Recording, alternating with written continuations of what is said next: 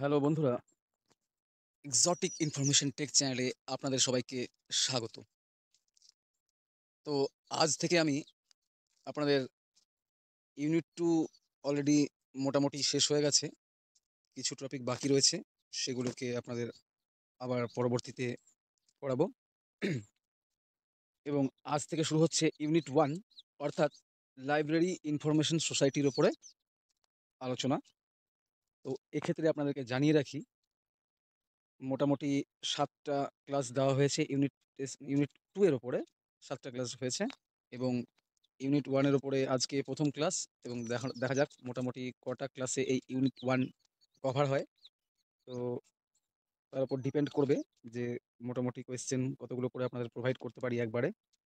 তো আপনাদের ডিমান্ড অনুযায়ী যে আপনারা মোটামুটি শর্ট ভিডিওই চাইছেন, এবং মোটামুটি 10 থেকে 12 মিনিটের মধ্যেই ভিডিও শেষ করব, অসুবিধা নেই। এবং মোটামুটি আপনাদেরকে জানিয়ে রাখি, আজকে থেকে আপনাদের ম্যারাথন ক্লাস 1 ইউনিট 1 এর উপর শুরু হচ্ছে। তো যারা আমার ইউনিট 2 এর ক্লাসগুলো এখনো দেখোনি, তারা অবশ্যই আমার চ্যানেলে ভিজিট করে ইউনিট 2 এর, অর্থাৎ লাইব্রেরি ম্যানেজমেন্ট সিস্টেমের যে এমসিকিউ কোয়েশ্চেনগুলো হয় এবং ইম্পর্টেন্ট কোয়েশ্চেনগুলোই আপনাদেরকে করানো হয়েছে, এবং বাকিগুলো দেওয়া আছে কিন্তু সেগুলো সেভাবে আলোচনা আমি করিনি সময়ের জন্য। তো তারা অবশ্যই আমার চ্যানেল ভিজিট করে দেখে নাও, এবং যারা এখনো পর্যন্ত আমার চ্যানেলটিকে সাবস্ক্রাইব করোনি, তারা অবশ্যই চ্যানেলটিকে সাবস্ক্রাইব করে নাও। ঠিক আছে? এবং আরেকটা কথা বলে রাখি, এবং আমার টেলিগ্রাম চ্যানেলের সঙ্গে যুক্ত হয়ে যাও। ওখানে নোটিফিকেশন আপনারা পেয়ে যাবেন যে কখন ভিডিও পাবলিশ হচ্ছে, এবং সরকারি চাকরির যাবতীয় তথ্যাবলী আমি গ্রুপের মাধ্যমে আপনাদেরকে জানিয়ে দেবো। শুধু লাইব্রেরিয়ান এক্সামের নয়, যাবতীয় কিছুর ফর্ম ফিল আপ কীভাবে করবেন, কখন কোন নোটিফিকেশন বেরোচ্ছে, মোটামুটি একটা ধারণা আপনারা পেয়ে যাবেন চ্যানেলের মাধ্যমে। ঠিক আছে? উম, তো শুরু করছি আজকের ভিডিওটি। তো প্রথমেই আমরা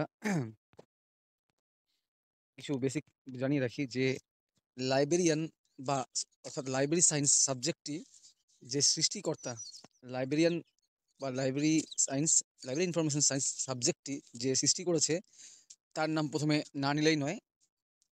যদিও সিলেবাসের কোথাও ওনার নামের উল্লেখ নেই, কিন্তু এই সাবজেক্টটিকে পড়তে হলে শুরুতেও ওনাকে দিয়ে শুরু করতে হবে এবং শেষেও ওনাকে দিয়ে শেষ করতে হবে, কারণ প্রতিটা বিষয়ের ওপরে, প্রতিটা চ্যাপ্টারের ওপরে, প্রতিটা পয়েন্ট বা ইউনিটের ওপরে ওনার সৃষ্টি অনস্বীকার্য। তার উপর ডিপেন্ড করেই এই সাবজেক্টটি তৈরি হয়েছে, অর্থাৎ আপনারা সবাই তার নামের সঙ্গে পরিচিত।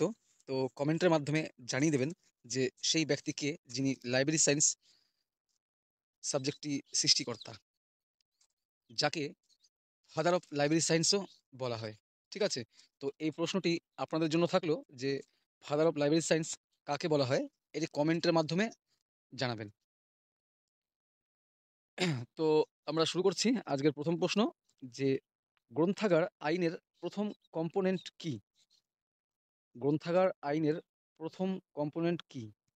এখানে 4টি অপশন রয়েছে দেখুন। তার মধ্যে এ নাম্বার অপশনটি আপনাদের উত্তর। তো এটা খুব একটা গুরুত্বপূর্ণ নয়, যে কারণে আমি দেখুন কোয়েশ্চেনের উপরে গোল করে দেইনি, তবুও প্রথম প্রশ্নের জন্য আপনাদেরকে পড়ে শোনালাম। ঠিক আছে? তো এ হচ্ছে এটার উত্তর। এবার আমি চলে যাচ্ছি সোজা ইম্পর্টেন্ট কোয়েশ্চেনে, যেভাবে আমি ক্লাসটা করাই, যে ইম্পর্টেন্ট কোয়েশ্চেনগুলোই আপনাদের সঙ্গে আমি শেয়ার করি, বাকিগুলো আমি স্কিপ করে যাই। আপনারা দেখে নিতে পারবেন, অসুবিধা নেই। এবং আপনাদের কেউ জানিয়েছিল কমেন্টের মাধ্যমে যে দাদা আপনি একটা কোয়েশ্চেনকে দুবার রিপিট করবেন।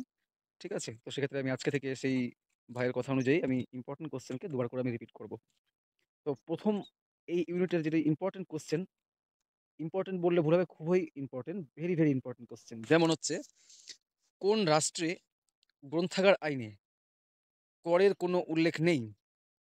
কোন রাষ্ট্রে গ্রন্থাগার আইনে করের কোনো উল্লেখ নেই, বা গ্রন্থাগার লয়ের মধ্যে ট্যাক্স ট্যাক্সের কোনো উল্লেখ নেই? কোন রাজ্যের আইনে, কোন রাজ্যের গ্রন্থাগার আইনে ট্যাক্সের কোনো উল্লেখ নেই? সেটি হচ্ছে পশ্চিমবঙ্গ, কর্ণাটক, বিহার, তামিলনাড়ু।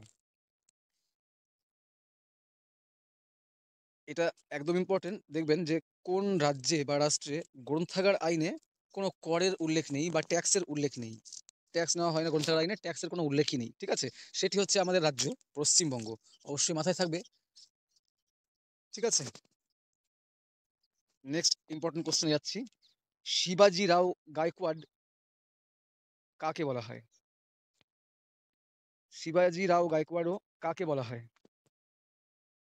এটি বলা হয় ডাব্লিউ বর্ডেন, এস আর রঙ্গনাথন, সি ডি দেশমুখ, এ ডিকিনসন। দেখুন সবগুলোই রিলেটেড অ্যান্সার, এর মধ্যে সবাই কনফিউজড হয়ে যাবে, অনেকে এস আর রঙ্গনাথন করে চলে আসবে, কিন্তু এটার অ্যাকচুয়াল উত্তর হচ্ছে option A, W Borden. Option A, W Borden. আপনারা লিখে নোট করে নিতে পারেন ডায়েরিতে, এই কোশ্চেনটিও খুবই ইম্পর্টেন্ট। নেক্সট ইম্পর্টেন্ট কোশ্চেনে যাচ্ছি, এগুলো আপনারা দেখে নিতে পারেন, আমি ছোট করে দিচ্ছি, চাইলে স্ক্রিনশট নিয়ে নিতে পারেন। ঠিক আছে, আমি আস্তে আস্তেই যাচ্ছি, চাইলে আপনারা নিতে পারেন স্ক্রিনশট। আমি নেক্সট ইম্পর্টেন্ট কোশ্চেনে যাব, অথবা আপনারা পজ করে করেও আপনারা নোট করে নিতে পারেন কোশ্চেন, যদি মনে হয় আপনারা সবগুলো কোশ্চেন করবেন, করতে পারেন। নেক্সট ইম্পর্টেন্ট কোশ্চেন আপনাদের সামনে নিয়ে আসছি, পাঞ্জাব ইউনিভার্সিটি কোন গ্রন্থাগারিককে বলা হয়? পাঞ্জাব ইউনিভার্সিটি, এটির সঠিক উত্তর হচ্ছে এ, ডিকিনসন। পাঞ্জাব ইউনিভার্সিটি কোন গ্রন্থাগারিককে বলা হয়? এ, ডিকিনসন। ঠিক আছে, নেক্সটে যাচ্ছি,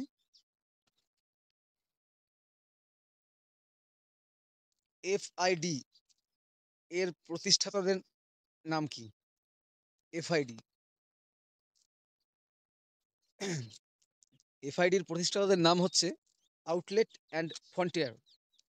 আউটলেট অ্যান্ড ফ্রন্টিয়ার, এই যে এই অ্যান্সারটি, আউটলেট অ্যান্ড ফ্রন্টিয়ার।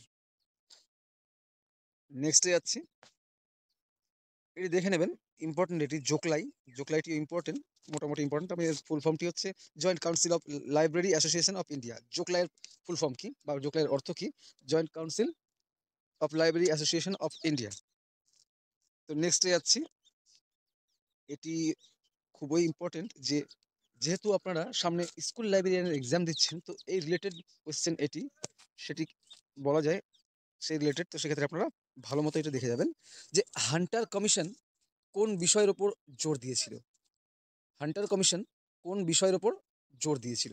তো হান্টার কমিশন জোর দিয়েছিল school and college library. Hunter commission কোন বিষয়ের ওপর জোর দিয়েছিল? তো সেক্ষেত্রে এখানে অপশন রয়েছে college and university library, public library, national library, school and college library. তো হান্টার কমিশন জোর দিয়েছিল স্কুল অ্যান্ড কলেজ লাইব্রেরির ওপর। নেক্সটে যাচ্ছি আমি, যে নেক্সট ইম্পর্টেন্ট কোশ্চেন হচ্ছে, বৃহত্তম প্রাচীন গ্রন্থাগার সংগঠনের নাম কি? এটি আপনারা নোট করে নেবেন অবশ্যই।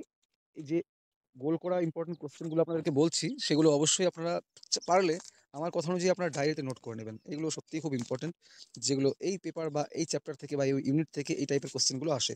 তো বৃহত্তর প্রাচীন গ্রন্থাগার সংগঠনের নাম কি? ALA। এই কোশ্চেনটি আবার আপনাকে ঘুরিয়ে দিতে পারে, যে AL এর ফুল ফর্ম কি, বা AL এর সম্পূর্ণ নামটি কি? এটি ভেরি ভেরি ইম্পর্টেন্ট। AL এর সম্পূর্ণ নাম হচ্ছে আমেরিকান লাইব্রেরি অ্যাসোসিয়েশন। ঠিক আছে, যে যে আপনাকে বলছে বৃহত্তম প্রাচীন গ্রন্থাগার সংগঠনের নাম কি? তো প্রাচীন গ্রন্থাগার সংগঠনের নাম হচ্ছে ALA। তো AL এর ফুল ফর্ম যদি আপনাকে জিজ্ঞেস করা হয়, বা এর সম্পূর্ণ নামটি জিজ্ঞেস করলে আপনারা বলতে পারবেন যে আমেরিকান লাইব্রেরি অ্যাসোসিয়েশন হচ্ছে AL এর সম্পূর্ণ নাম। তো নেক্সট যাচ্ছি আপনাদের কাছে, ক্যালকাটা পাবলিক লাইব্রেরি কবে প্রতিষ্ঠিত হয়েছিল? ক্যালকাটা পাবলিক লাইব্রেরি কবে প্রতিষ্ঠিত হয়েছিল? তো ক্যালকাটা পাবলিক লাইব্রেরি 1835 সালে প্রতিষ্ঠিত হয়েছিল। ঠিক আছে, নেক্সটে যাচ্ছি, ভারতের গ্রন্থাগার উন্নয়নের জন্য ব্রিটিশ সরকার কোন কমিশন গঠন করেছিল, স্থাপন করেছিল? ভারতে গ্রন্থাগার উন্নয়নের জন্য, অর্থাৎ পুস্তকালয় বা লাইব্রেরি ডেভেলপমেন্টের জন্য ব্রিটিশ গভর্নমেন্ট কোন কমিশন এস্টাবলিশড বা স্থাপন করেছিল? তো এখানে Mudaliar commission, Kothari commission, Hunter commission, Carnegie commission option দেওয়া রয়েছে। তো সেক্ষেত্রে আপনাদের উত্তরটি হবে হান্টার কমিশন। তো মাথায় রাখবেন, লাইব্রেরি সায়েন্সের রিলেটেড যে কমিশনটি চিন্তাভাবনা করেছিল, সেটি হচ্ছে হান্টার কমিশন। ঠিক আছে, নেক্সট ইম্পর্টেন্ট কোশ্চেন যাচ্ছে, যে কোশ্চেনটি আপনাদের করলাম তার সঙ্গে এই কোশ্চেনটিও অ্যাটাচ থাকে, যে হান্টার কমিশন কবে এস্টাবলিশড বা স্থাপিত হয়েছিল? তো সেটি 1882। একদম ঠোঁটস্থ রাখবেন যে হান্টার কমিশন স্থাপিত হয়েছিল 1882। নেক্সটে যাচ্ছি, ইম্পেরিয়াল লাইব্রেরি অ্যাক্ট এর সঙ্গে কার নাম জড়িত? দেখুন এইভাবে নিম্নলিখিত কয়েকজনের নাম দিয়ে দিয়েছে, এখানে নাম পরবর্তী চেঞ্জও হতে পারে, কিন্তু আপনার মাথায় রাখবেন যে ইম্পেরিয়াল লাইব্রেরি অ্যাক্ট কার সঙ্গে জড়িত, সেটি হচ্ছে Lord Curzon. Imperial library act এর সঙ্গে জড়িত নাম হচ্ছে লর্ড কার্জন। আবারও বলছি, ইম্পেরিয়াল লাইব্রেরি অ্যাক্টের সঙ্গে কার নাম জড়িত, সেটি হচ্ছে লর্ড কার্জনের নাম জড়িত। লর্ড কার্জনের নাম জড়িত। Very very important. তো ইম্পেরিয়াল লাইব্রেরি অ্যাক্ট চালু হয় কবে? 1902, অর্থাৎ 1902 খ্রিস্টাব্দে। তো